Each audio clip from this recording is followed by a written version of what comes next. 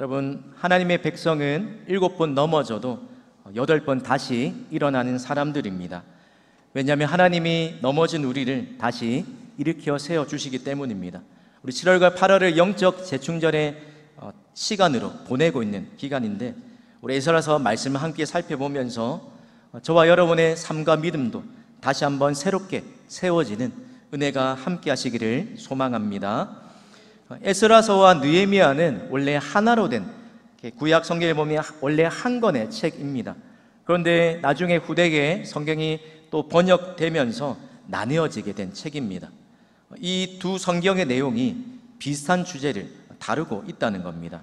바로 영적인 재건에 관한 내용을 다루고 있습니다. 무너졌던 성전, 또 그리고 무너졌던 성벽이 어떻게 다시 세워지는가에 관한 회복의 이야기라는 겁니다. 오늘 우리가 읽었던 이 에스라서 1장을 시작하면서 하나님이 회복을 위해 일하시는 두 가지 방법을 우리에게 보여주고 계십니다. 유다 백성이 바벨론 포로 생활을 하면서 70년이 되었을 때 유다 백성에게 생각하지 못한, 상상할 수 없는 일이 일어나게 됩니다. 메대와 바사의 연합군에 의해서 무너질 것 같지 않았던 이 바벨론이라는 제국이 결국 무너지게 된 것입니다. 여러분, 그런데 그것도 놀라운데 그것보다 더 하나님의 백성들을 놀래킨 소식이 있습니다. 바로 이 유다 백성들이 드디어 포로 생활을 마치고 본국으로 귀환할 수 있게 되었다는 그 소식을 접하게 된 것입니다. 그런데 이 일을 누구를 통해서 이루고 계십니까? 바로 이방왕 고레스를 사용하셔서 하나님이 포로들을 귀환하시는 일을 시작하셨습니다. 오늘 하나님께서 회복의 일을 시작하시면서 하나님의 백성이 아니라 이방인을 사용하셨다는 것의 의미가 뭘까 생각해 보면, 이 성전 재건이 전적으로 또 우리의 삶에 무너진 삶을 회복하는 그 모든 것도 하나님의 능력 아래 있는 것임을 다시 한번 명확하게 보여주는 것입니다. 여러분, 모든 우리의 때와 상황을 주관하시는 분이 하나님이십니다. 또한 하나님의 역사에는 제한이 없고 어디서나 누구를 통해서든지 그 일을 이루실 수 있는 분이 하나님이십니다. 그래서 심지어 하나님을 모르는, 믿지 않는 이 이방왕 고레스를 사용하셔서도 얼마든지 하나님의 뜻을 이루어 가신다는 겁니다. 오늘 특별히 하나님께서 고레스를 사용하셔서 유다 백성들을 회복시키시는 일을 할 때에 어떤 방법을 통해 일하시는가? 바로 하나님께서 약속하신 그 약속된 말씀의 성취를 통해서 오늘 회복의 역사를 이루어 가시더라는 겁니다.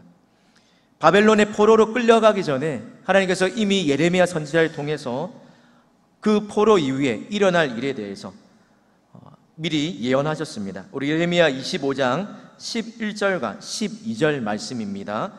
이 모든 땅이 폐허가 되어 놀랄 일이 될 것이며 이 민족들은 70년 동안 바벨론의 왕을 섬기리라. 여호와의 말씀이니라. 70년이 끝나면 내가 바벨론의 왕과 그의 나라와 갈다인의 땅을 그 죄악으로 말미암아 벌하여 영원히 폐허가 되게 하되, 하나님께서 약속하신 그 기간이 있고 그 기간이 끝나게 된다면 하나님의 백성이 돌아오게 될 것을 미리 약속하셨다는 겁니다. 또 하나님께서 고레스에 대해서 이렇게 미리 말씀하셨습니다. 이사야 44장 28절 말씀인데 우리 함께 합독해서 읽겠습니다. 시작. 고레스에 대하여는 이르기를 내 목자라, 그가 나의 모든 기쁨을 성취하리라 하며, 예루살렘에 대하여는 이르기를 중건되리라 하며, 성전에 대하여는 내 기초가 놓여지리라 하는 자니라. 그러면서 이사야서 45장 4절에도 이렇게 말씀합니다. 내가 나의 종 야곱, 내가 택한 자 이스라엘 곧 너를 위하여 내 이름을 불러 너는 나를 알지 못하였을지라도 내게 칭호를 주었노라 라고 말씀하셨습니다. 여러분, 하나님은 하나님의 백성이 포로로 끌려가서 소망을 잃어버린 그 상황 속에서도 하나님이 말씀하신 대로 그 계획을, 그 약속을 이루시기 위해 여전히 일하고 계셨습니다. 여러분, 철로 역정을 보면 순례길을 걸어가는 크리스찬과 소망이라는 이 순례자가 순례길을 걸어가다가 의심의 성에 갇히게 되는 그런 일을 만나게 됩니다. 의심의 성에 갇히게 되어서 그 성의 주인이 절망건이라는 주인인데, 계속해서 이 절망건이 크리스찬과 소망에게 지하 감옥에 집어넣으면서 때리고 위협하고 죽으라고 말합니다.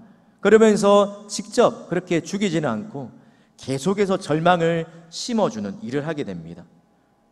그래서 이 크리스찬과 소망이 계속 낙심이 되는 그 상황 가운데 있다가 기도하기를 결심하고 또 기도하면서 의심의 성에서 빠져나오게 되는 그런 일을 겪게 됩니다.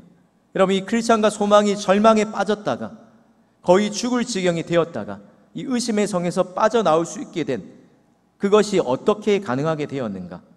바로 크리스찬의 품에 품고 있던 바로 약속이라는 열쇠로 그것을 발견하고, 그가 늘 그것을 품고 있었는데 그것을 잊어버렸을 때는 절망에 빠질 수밖에 없었지만, 하나님이 이미 주신 약속이라는 열쇠를 가지고 의심의 성의 모든 문들을 열어가면서 그곳에서 나오게 되었다는 것입니다. 여러분, 이 이야기를 통해서 결국 절망을 이기는 힘은 하나님의 약속의 말씀에 있다는 것을 잘 보여주고 있습니다. 성도 여러분, 마찬가지로 저와 여러분도 하나님의 말씀이 우리 신비에 새겨지게 될 때, 하나님의 말씀이 우리 속에서 역사하고 성취되게 될 때 또한 회복의 역사가 일어나게 됩니다. 그래서 시편 기자는 이렇게 고백합니다. 우리 시편 119편 50절 말씀을 함께 읽겠습니다. 시작. 이 말씀은 나의 곤란 중의 위로라. 주의 말씀이 나를 살리셨음이니이다. 또 시편 107편 20절에 이렇게 이야기합니다. 저가 그 말씀을 보내어 저희를 고치사 위경에서 건지시는도다. 아멘. 사랑하는 성도 여러분, 회복의 은혜를 꿈꾸고 계시다면 하나님의 말씀을 펼치시기 바랍니다. 말씀 속에서 하나님이 어떻게 하나님의 백성을 다시 살리시는가를 성경의 곳곳에서 발견하게 될 것입니다. 때로는 우리가 유다 70년이라는 이 포로 생활 가운데 고난과 절망 가운데 있었던 이 하나님의 백성들처럼 우리가 그런 고난과 절망 중에 있다 할지라도 하나님이 저와 여러분에게 말씀을 통해 주신 약속을 끝까지 붙잡으시기 바랍니다. 나에게 주신 이 하나님의 말씀이 이루어질 때까지 믿음으로 인내하시고 하나님의 말씀이 1.1획도 변함이 없고 하나도 땅에 떨어지지 않는다는 것을 분명히 확신하시기 바랍니다. 하박국이 말씀하신 것처럼 더딜지라도 기다리라고 이야기하십니다. 왜 그렇습니까? 지체되지 않고 반드시 하나님의 말씀이 이루어지게 될 날이 있기 때문입니다. 그래서 잠언 기자는 사람의 마음에는 많은 계획이 있다 할지라도 결국 오직 여호와의 뜻만이 완전히 설이라고 고백하고 있습니다. 여러분, 하나님이 일하고 계시지 않고 또 하나님이 계시지 않는 것 같은 그 상황 속에서 하나님이 여전히 일하고 계시다는 것을 오늘 말씀을 통해 보여주고 계십니다. 아무리 절망적인 상황에 있다 할지라도 하나님의 약속의 말씀을 끝까지 붙들며 살아가는 그 사람을 통해서 하나님은 회복의 역사를 일으키실 것입니다. 이 믿음으로 회복의 은혜를 경험하게 되시는 저와 우리 모든 성도님들 되시기를 주님의 이름으로 축복합니다. 두 번째로, 하나님의 일은 하나님께서 주신 마음의 감동을 통해서 이루어진다는 것입니다. 오늘 하나님이 일으키시는 회복의 출발이 어떻게 일어나게 되었는가? 우리 1절과 5절을 앞에 있는 화면을 보시고 1절과 5절에 보면 공통적으로 나오는 표현이 있는데 우리 그것을 눈여겨보시면서 우리 1절과 5절 말씀을 같이 읽겠습니다. 시작. 여호와께서 예레미야의 입을 통하여 하신 말씀을 이루게 하시려고 바사왕 고레스의 마음을 감동시키심에 5절입니다. 이에 유다와 베냐민 족장들과 제사장들과 레위 사람들과 그 마음이 하나님께 감동을 받고 올라가서 예루살렘의 여호와의 성전을 건축하고자 하는 자가 다 일어나니. 여러분, 하나님께서 고레스 왕뿐만 아니라 또 이 고레스 칙령을 듣고 포로 기한으로 돌아가기를 결심했던 이 유다 백성들에게도 어떤 방식으로 일하셨는가? 바로 마음을 감동시키셨다는 겁니다. 그럼 감동시키셨다는 단어의 원뜻은 이렇습니다.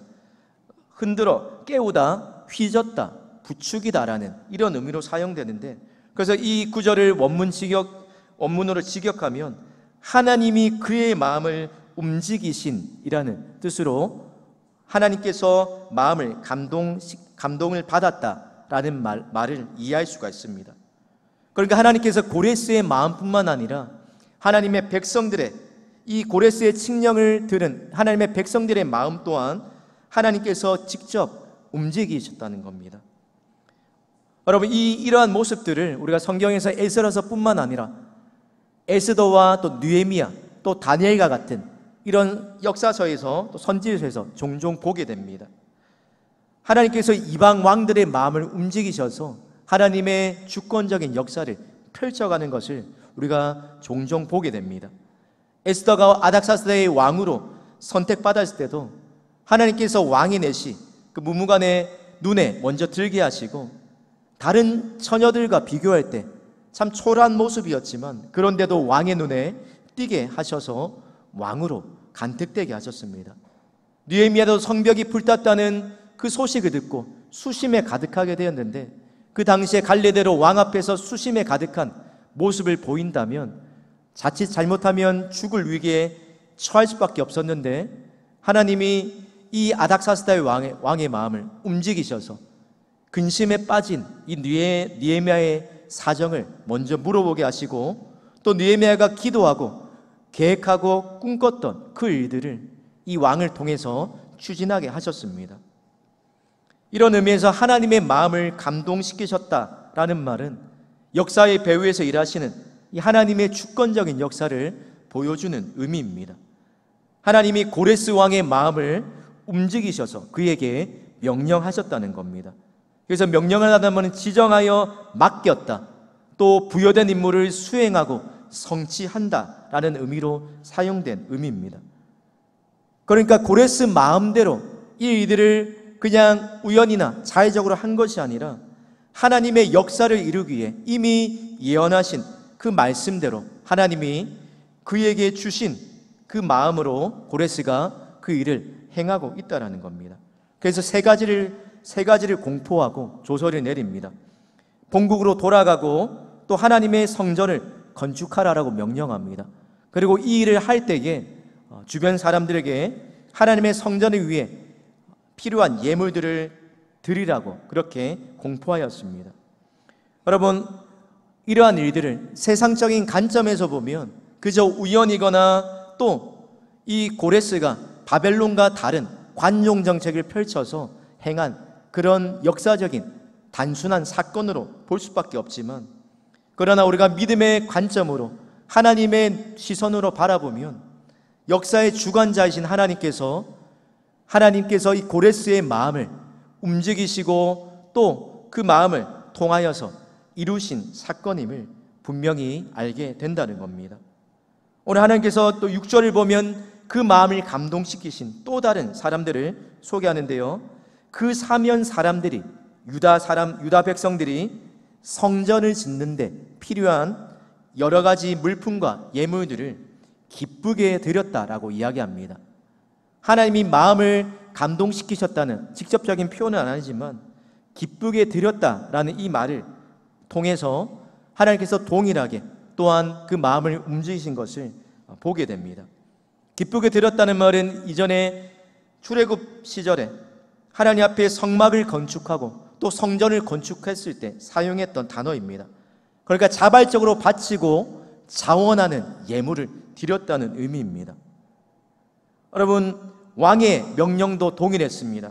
강압적으로 억지로 예물을 주라고 말한 것이 아니라 스스로 판단해서 그렇게 행동하도록 조서를 공포한 것입니다.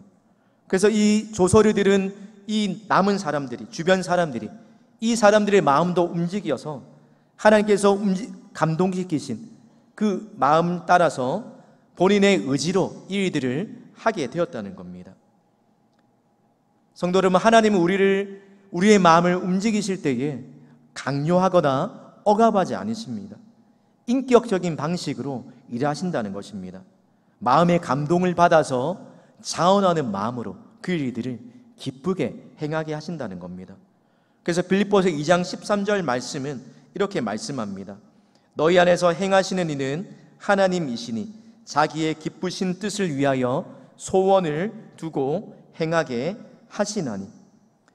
우리의 잠들어 있던 마음과 영혼을 흔들어서 다시 일깨우셔서 자원하는 마음으로 기쁘게 그 일을 하게 하신다는 겁니다. 여러분의 마음에도 하나님께서 일깨워 주신, 또 갖게 하신, 움직여 주신 그 마음의 감동하심이 있으십니까? 하나님이 주신 마음의 소원을 따라서 일하고 계십니까? 혹시나 이런 마음대로 우리 안에서 사그러지고 또 사라지고 말았다면 다시 한번 하나님께서 그 마음을, 하나님의 마음, 하나님의 생각, 하나님의 또 계획을 또 깨닫고 그 마음에 기쁘고 자원하는 마음으로 동참할 수 있도록 그 마음을 회복시켜 달라고 구하시기 바랍니다. 그렇게 회복된 우리를 통하여서 하나님께서 회복의 역사를 이루어 가실 줄 믿습니다. 오늘 하나님께서 마음을 감동시키신 이 사람들 중에도 보면, 자세히 보면 또 한 가지 특징이 있습니다. 그것이 무엇이냐면 하나님께서 회복의 역사를 시작하실 때에 믿음으로 모험하는 사람을 통해서 일하신다는 것입니다. 여러분, 파레토의 법칙이라는 것처럼 어떤 조직이든지 간에 모두가 다 그 일에 동참하는 것이 아니라 그 조직의 구성원의 일부만이 그 일에 앞장서서 일하고 동참한다는 겁니다. 마찬가지로 포로에서 고국으로 돌아올 수 있다는 이 기쁜 소식을 듣게 되었지만 모두가 다 고레스의 칙령 앞에 반응했던 것이 아닙니다. 오직 하나님의 감동을 받은 사람, 그리고 그 마음이 움직여진 소수의 사람만이 그 일에 앞장서서 그 일을 시작하게 되었다는 겁니다. 여러분, 그 마음이 하나님께 감동을 받은 사람, 또 하나님이 감동시키셨다, 움직이셨다, 이 말을 좀 더 다른 의미로 생각해 보자면 이렇게도 생각해 표현할 수 있을 것 같습니다. 하나님의 주권에 순종한다, 또 하나님을 믿고 삶 전부를 걸고 믿음으로 모험한다, 이런 결단을 한 사람들이 하나님의 감동을 받은 사람인 것입니다. 위험을 감수하고 가진 것을 내려놓고 이 땅에 안주하고 살아가는 것이 아니라 하나님 앞에 인생 전부를 내어걸고 믿음으로 모험하기를 결단한 그 사람들을 통해서 회복의 첫 시작이 하나님께서 사용한 그 내용이라는 것입니다. 여러분, 내 인생을 주님께 걸어라는 책을 쓰신 최하진 선교사님이라는 분이 계십니다. 이분은 원래 카이스트를 졸업하시고 젊은 나이에 스탠포드 박사학위를 따시고 잘 나가던 연구원이었습니다. 그런데 그가 어느 날 말씀을 읽다가 하나님을 만나고 중국에 또 열방학교라는 그 학교를 세우는 선교에 헌신하게 되는 하나님의 사람으로 변화되게 되었습니다. 그분이 내 인생을 주님께 걸어라는 쓴 책에서 보면 이렇게 고백합니다. 나는 내 꿈이 아니라 하나님의 꿈을 가지고 나아갈 때 내 나라를 일구기 위해서가 아니라 하나님 나라를 이루기 위해 나아갈 때에 돈이 없거나 돕는 사람들이 없어서 원하는 일을 이루지 못한 적이 없다. 물론 때로 하나님의 정하신 시간이 아직 이르지 않아서 내 생각보다 일이 천천히 진행된 적은 있지만 중국에 온 이후 지난 15년 동안의 삶을 돌이켜볼 때 주님께서는 그분께 인생을 올인한 내게 돈과 사람과 기회를 다 붙여주셨다라고 이렇게 고백합니다. 사랑하는 성도 여러분, 이 선교사님의 고백처럼 하나님이 주신 감동에 순종하면 하나님이 예비하신 축복이 있습니다. 우리 6절과 7절 말씀인데, 우리 6절과 7절 말씀을 화면을 보시고 함께 읽겠습니다. 시작. 그 사면 사람들이 은그릇과 금과 물품들과 짐승과 보물로 덮고 그 외에도 예물을 기쁘게 드렸더라. 고레스 왕이 또 여호와의 성전 그릇을 꺼내니 옛적에 느부갓네살이 예루살렘에서 옮겨다가 자기 신들의 신당에 두었던 것이라. 아멘. 포로로 끌려갔을 때 함께 탈취된 그 하나님의 성전 그릇들을 다시 돌려받게 되는 그 일들을 하나님께서 고레스를 통해 하나님의 마음에 감동된 자들의 결심을 보고 그것들을 허락하게 하셨습니다. 성도 여러분, 우리가 믿음으로 모험하기를 결단하면 오늘 이 고레스를 통해 하나님이 유다 백성의 삶을 책임지신 것처럼 하나님이 저 여러분의 삶에 필요한 것을 요하 이래로 예비하시고 책임져 주실 줄 믿습니다. 그런데 우리는 늘 주저하고 또 늘 갈등할 때가 많더라는 겁니다. 뭔가 눈에 보여지고 손에 만져져야 하지만 뭔가 확실해야만 움직이는 것이 우리의 본성입니다. 그러나 여러분, 믿음은 모험입니다. 어떤 모험입니까? 하나님을 바라보고 하나님의 약속을 의지하고 하나님께 내 인생 전부를 내어거는 모험이 바로 믿음인 줄 믿습니다. 여러분의 마음에 하나님이 주신 감동이 있으십니까? 여러분의 마음을 부추기는 하나님의 부르심이 있다라면 그 감동대로 순종하시기 바랍니다. 우리의 의심과 불신을 뛰어넘어 믿음으로 한 걸음 한 걸음 한 발짝 더 내딛고 전진하시기 바랍니다. 그럴 때 하나님께서 우리의 삶을 책임지시는 하나님의 역사를 보게 될 것입니다. 오늘 하나님께서 하나님의 말씀에 감동받은 그 한 사람을 통해 믿음으로 자신의 인생을 하나님께 내어거는 그 한 사람을 통해 하나님의 일을 이루어 가십니다. 저 여러분이 하나님의 약속의 말씀에 우리의 약속의 말씀을 끝까지 붙잡고 살아가고 또한 믿음으로 모험하며 살아갈 수 있는 그 힘이 어디로부터 올까요?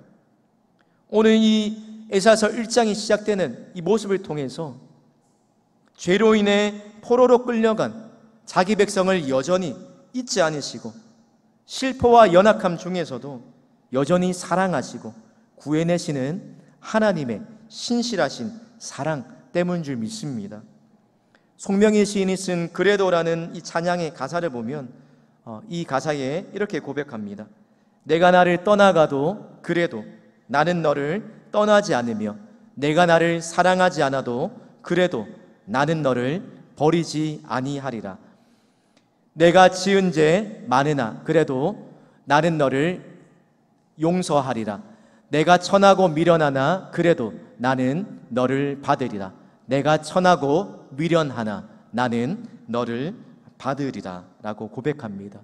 사랑하는 성도 여러분, 이 찬양의 가사처럼 우리가 여전히 소망 없는 모습이라 할지라도 우리 힘으로 여전히 회복이 불가능한 그 상황 가운데 있다 할지라도 미련하고 천하고 약하고 여전히 허물투성이인 제 가운데 있는 그런 우리를 절대 포기하지 않으시고 끝까지 사랑하시는 그 하나님의 신실하신 사랑을 믿는다라면 어떤 환경과 어려움 상황이라 할지라도 다시 일어서게 될 줄을 믿습니다.